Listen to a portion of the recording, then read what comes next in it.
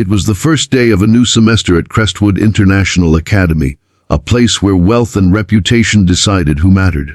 Students drove in luxury cars, wore designer shoes, and carried themselves with an air of superiority that only money could buy. Into this world stepped Emma Collins, a quiet 16-year-old girl with deep brown eyes and a soft smile. She looked ordinary compared to others, plain uniform, simple shoes, no fancy accessories. She had transferred mid-term, which was rare, and that alone made her the center of curious whispers. "Did you hear? She doesn't even have a driver," one girl whispered. "I bet she's a scholarship student." Another snickered. Emma heard it all, but she stayed calm. She wasn't here to impress anyone. She was here to study, to make her father proud. Her dad had always told her, "Strength isn't in showing off. It's in staying grounded when others fly too high." But that peace didn't last long. Among the students at Crestwood, one name ruled: Ryan Parker, son of Richard Parker, the CEO of a global tech giant. Ryan was handsome, charming when he wanted to be, but cruel when he was bored. He had everything, except humility. And when he saw Emma sitting alone under a tree, reading a book and ignoring everyone's stares, he saw a challenge. By lunchtime, his friends had gathered near the sports field, where Emma was walking past quietly. Ryan smirked, holding a garden hose connected to the water tank used for cleaning the field. "Hey, new girl," he called out, loud enough for everyone to hear. "You missed orientation. Here's your welcome." Before Emma could react, icy water blasted from the hose, drenching her completely. Gasps and laughter followed. She stood frozen, trembling, the water dripping from her hair and clothes. The laughter felt endless. Her throat burned with humiliation, but she didn't cry. She just looked at Ryan, her eyes steady, filled with something that wasn't anger, but quiet strength. Ryan blinked. For a second, her silence unnerved him. But before he could speak, the sound of tires screeching filled the air. A matte black car rolled to a stop by the gate. The school guard rushed forward, bowing nervously. The door opened, and out stepped a man in a charcoal suit, tall, confident, his expression unreadable. His gaze swept across the courtyard and landed on Emma. "Dade," Emma whispered. The students froze. Her dad, Richard Parker's son, felt his stomach twist because the man walking toward Emma was Alexander Collins, the billionaire founder of Collins Enterprises, one of the most powerful investment groups in the world. A man who could buy out his father's entire company with a signature. Alexander took off his sunglasses slowly, looking at his soaked daughter, then at Ryan holding the hose. The silence was deafening. He didn't shout. He didn't move fast. He simply looked at Ryan, a calm, piercing stare that felt like it could break mountains. Ryan's hand trembled. The hose slipped from his fingers. Nobody moved. Even the teachers watching from the balcony went silent. "Emma," Alexander said softly, offering her his coat. "Let's go." As he guided her to the car, he turned once more, his voice low, even, but powerful enough to echo in everyone's bones.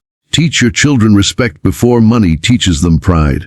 The words sank deep, and by the next morning, every student knew. Emma Collins wasn't the poor girl they thought she was. She was the daughter of the Alexander Collins. But Emma wasn't proud of it. She wanted to earn her place, not inherit it. And as she sat quietly in class, pretending not to notice the fearful glances from Ryan and his friends, she made herself a silent promise: she wouldn't let her father's power speak for her. She would find her own voice. Ryan couldn't sleep that night.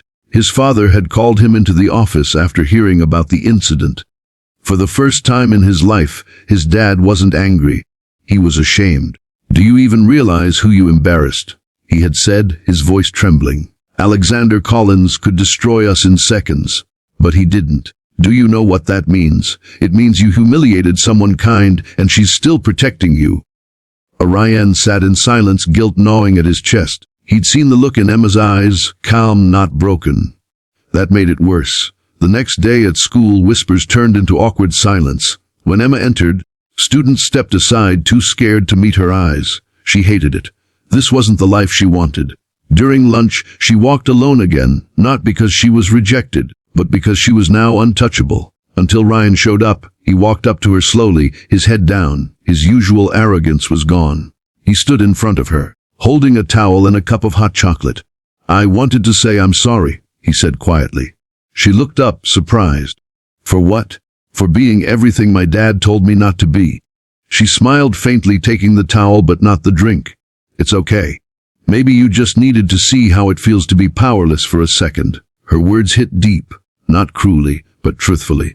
For the first time, Ryan saw beyond money and image. He saw someone real, someone brave enough to forgive even when she had every reason not to.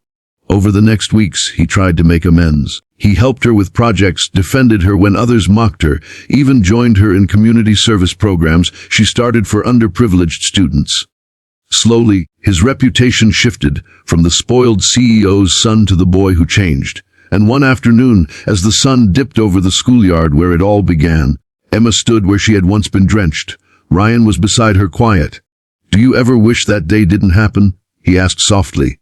Emma shook her head. "No, because sometimes the worst moments reveal who we can become." In the distance, a familiar black car waited. Alexander Collins stood by it, watching the two of them, not with a glare this time, but with a proud smile. He turned to the principal nearby and said, "Looks like they're both learning what real wealth means." As the camera zoomed out, the laughter of students filled the air again. Not mocking this time, but warm, genuine, and free.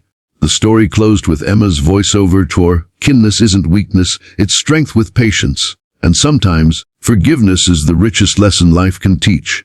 The fade out. Subscribe for more stories that inspire your heart.